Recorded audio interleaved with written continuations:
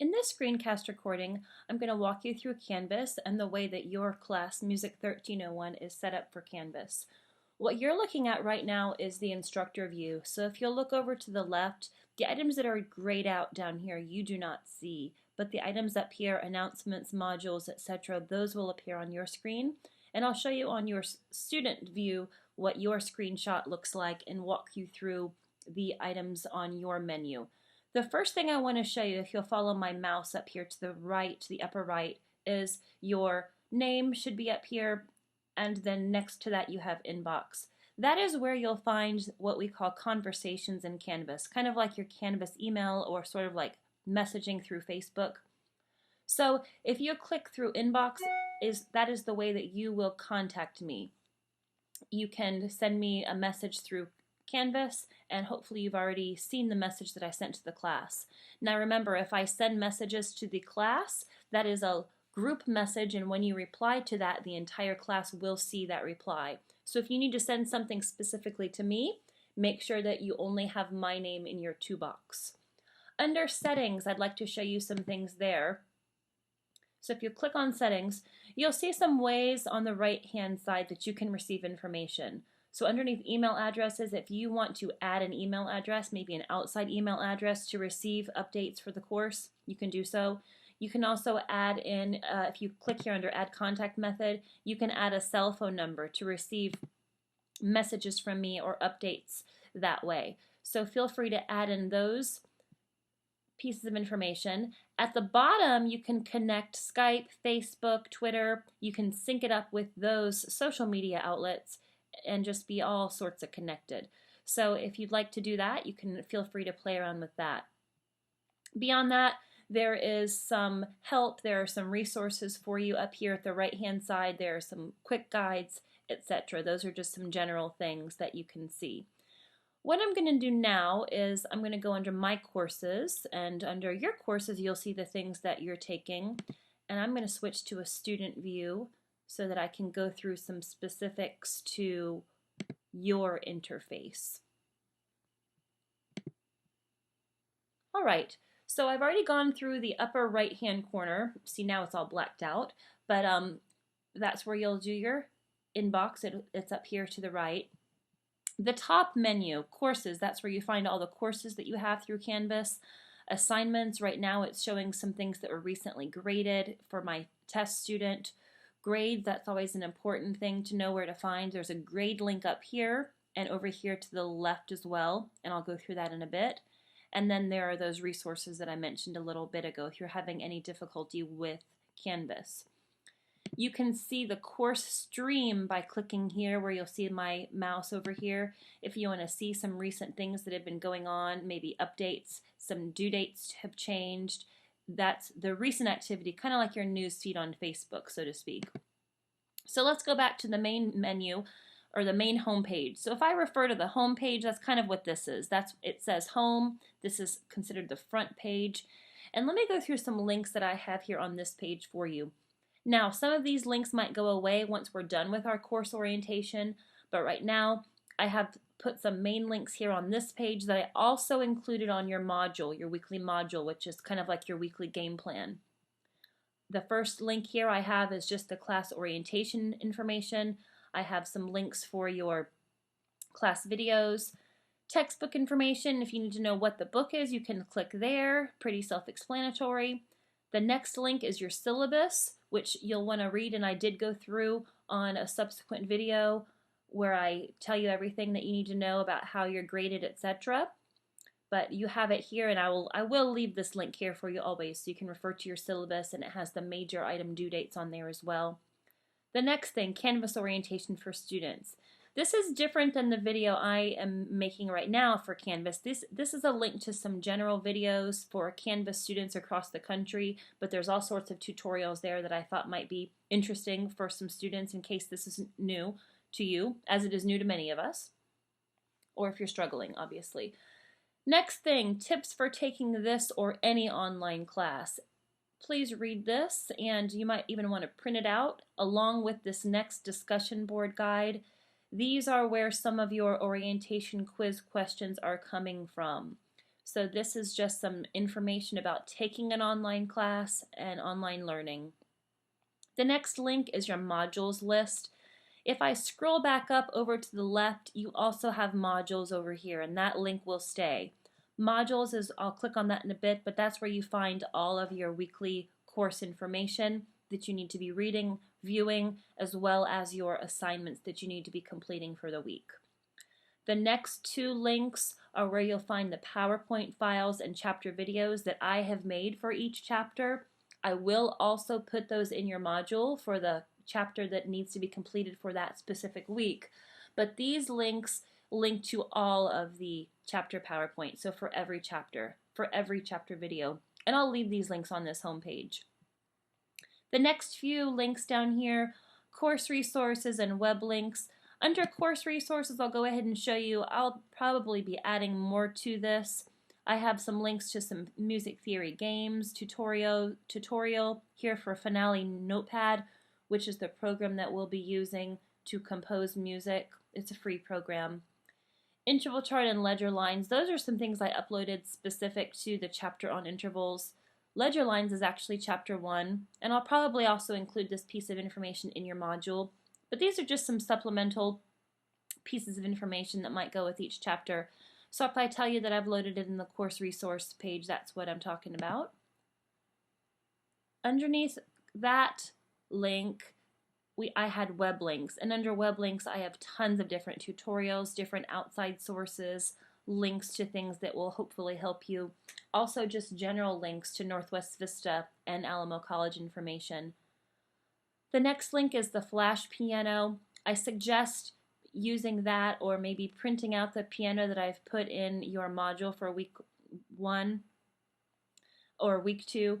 That has a picture of the piano, which will help you a lot. That visual representation of the keys will help a lot as we get further into music theory. At the very bottom, you'll see that I've posted chapters 1 and 2 from your book. I know sometimes you might not have bought your book yet, or you're waiting on financial aid, or maybe they're even sold out. So I posted chapters 1 and 2, which should get you through the first couple weeks. But do go ahead and buy that book because you'll need it. The worksheets for every chapter are in the back of each chapter. So you absolutely do need that textbook. All right, let me go now through the links on the left. Underneath the homepage, which is where we're at right now, announcements, pretty self-explanatory. If I need to let you all know something, I might put it here through announcements, or I might send it through the conversations through your email. Announcements, I think, go to your email. You'll have to correct me if I'm wrong about that, but you'll be made aware of those announcements, either that or through your main feed. The next link, very important, modules. This is where you will find what you need to do for the week, organized in a systematic manner. Now, week 1, this looks pretty big, but there's lots of orientation information, and I barely got you started on chapter 1, so it's not quite as much as it might look like. But what I do need you to know about the modules is that you do need to complete these or view these pages consecutively. That means you're not going to be able to just click down here on Bass Clef Worksheet until you have viewed week 1, syllabus, tips, discussion. Now, I obviously can't guarantee that you've read all of those things, although of course you need to be doing that, and that is the game plan.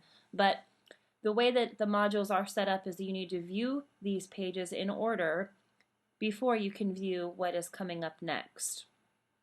Now you'll notice here this first week discussion over to the right where my big arrow is, that is worth 10 points. So you'll see that has a point value. The next few things are just things for you to read and peruse through.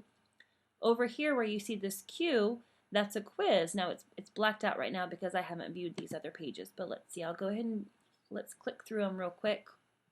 So it's pretty easy. Now, of course, you'll want to read through these PDFs, and again, that's where some of that information on those orientation quiz comes from. But all you have to do is just click Next. There you'll find the discussion board rubric. That's how you're graded. Discussion board assignment, discussion board tips, some information on what you need to be doing on that discussion board. So do read through that information as well. Next, videos. This is the first video that I posted. There'll be more there in a little bit. Now here is that quiz I was talking about.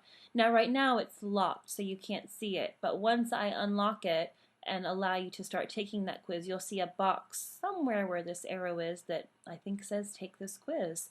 Now you don't necessarily have to take it right now. As long as you viewed this page, you can continue on to the next part of this module. But do make sure that you take that quiz by the due date for your full point value. So you'll see that once you've clicked through everything, it's open for you. If I go back over to modules now, but I still try to click down here where it's kind of grayed out, and I click on bass clef, it's going to tell me, no, you have to complete the prerequisites. So it's going to make you go through and click everything in order, and then you will be able to access those worksheets. Now let me go back and I'm going to view what I was supposed to view so that I can access an assignment and show you the way that you'll be turning it in. Alright, so now it's letting me see it since I've viewed everything in the module. And if you'll look over here to the right now where it says submission, it says not turned in. You have not turned this in yet. So you'll want to, this is a PDF, you'll want to download that PDF. Now these two worksheets do not come out of your book. If it is a worksheet that is out of your textbook, you don't have to necessarily download that PDF, and I might not even post it because once you have your book, I expect that you do have that worksheet. But the first couple weeks you'll see the upload that I've given to you. So you'll want to download that, you'll want to print it out unless you complete it electronically on your computer, and then you're going to need to scan it and attach it or upload it. Now I've had students take pictures of their work, I've had them turned in lots of different ways. As long as I can read it, that's great. I would appreciate it if you can save it in a PDF format if possible. You can either print it to a PDF on a Mac or you can use some Adobe software. There's some freeware out there that'll let you convert it very easily to a PDF. But I grade it via a PDF annotator, and if everyone can start converting it to PDFs, it just makes everything a lot easier. Again, once you complete that, you're going to click over here. You're going to want to submit that assignment. So let me go back, and I want to show you what I did again. So watch my arrow over here. You click Submit Assignment, and you'll see that it's going to let you upload that file. So you'll want to choose your file that you have saved on either your desktop or wherever you've saved it. If you want to write a comment to me, you can do so, and I'll see all of your comments that they actually come to my inbox. But you'll choose your file, you'll pick it out of your hard drive or wherever, and then you're going to submit that assignment. After you submit that assignment, it's not going to say not turned in anymore. It's going to let you know that that has gone through. Okay? So make sure that you've turned it in on time, because I do not take late work, as you learned when you heard me, or maybe you will listen to me go through your syllabus information, or maybe you've already read that syllabus information. But I don't take late homework, so please get that in and start this early so that you're not trying to figure out how to submit it at 11:52 and then missing that deadline. So go ahead and get on that so that you can get everything done and get as many points as you can. So I think the module is pretty self-explanatory. Yes, I do want to leave this page. Next up, pages. Really, there's not too many pages for you to see because I've pretty much linked everything on this main page for you. But if I add any pages, you can see it there. Next link here to the left is discussions. You'll notice that right now we only have week 1. Of course, we're going to have lots of weeks beyond that. But there's going to be a discussion topic of each week, generally pertaining to the current chapter or maybe the upcoming chapter, to kind of get you started thinking about an upcoming project, etc. Again, please read that discussion board information so you know what is required of you. But the bottom line is read your required information, read the chapter if that is what the topic pertains to, and your initial post needs to answer the questions that I've posed to you, and it needs to be 200 words, and initial posts are always due on Thursdays, and then by Sunday you need to reply with 50 words to 2 different classmates. So 200 words by Thursday, 2 replies by Sunday, and you can read the rubric that I've posted in the weekly module, so you can see exactly how you're graded by that. Questions and answers. If you have any questions about the chapter, about your homework, about how are you doing this, or I'm not understanding this, you all are welcome to help each other out. Sometimes students can explain things in a different way, and that's fine with me if you can help each other. And of course, you're welcome to ask me for help either through questions and answers here, message me through conversations, etc. Social, if you have something coming up you want to tell us about, if it's your birthday, you can tell us. If your band's playing in a performance, you can let us know, etc. Resources down here at the bottom. I might post some resources. You're welcome to post some resources, but I thought I'd create that category for you as well. Next thing, quizzes. Pretty self-explanatory. Your quiz will also show up. Where did you go? No, I don't know. There we go. Your quiz will also show up in your weekly module, but I decided to leave the quiz link up here as well so that you could access your quizzes quickly. You'll see right now there's a quiz that's going to be, it's locked right now, but you're going to have that quiz that's going to be due on September 2nd. Now, I do take quizzes late, but of course you want to get all the points you can, so do it on time and then you'll get the best grade that you can. When you take your quiz, please read the directions. See, this time you'll see the time limit. It says about an hour. I wrote in my specific directions that you have 45 minutes and 1 attempt to complete the quiz. So please make sure when you start taking your quiz that you're not going to get called away from your computer or you're not going to be interrupted. Think about it like if you're in a classroom and it's quiz day, you don't just get to leave and come back and come back to it 2 days later. I want you to take it all in one time, all in one session. Another time in a quiz, I might let you even retake the quiz. There are lots of different ways that I can set up the quiz, but read the directions so you know the specifics on each specific quiz.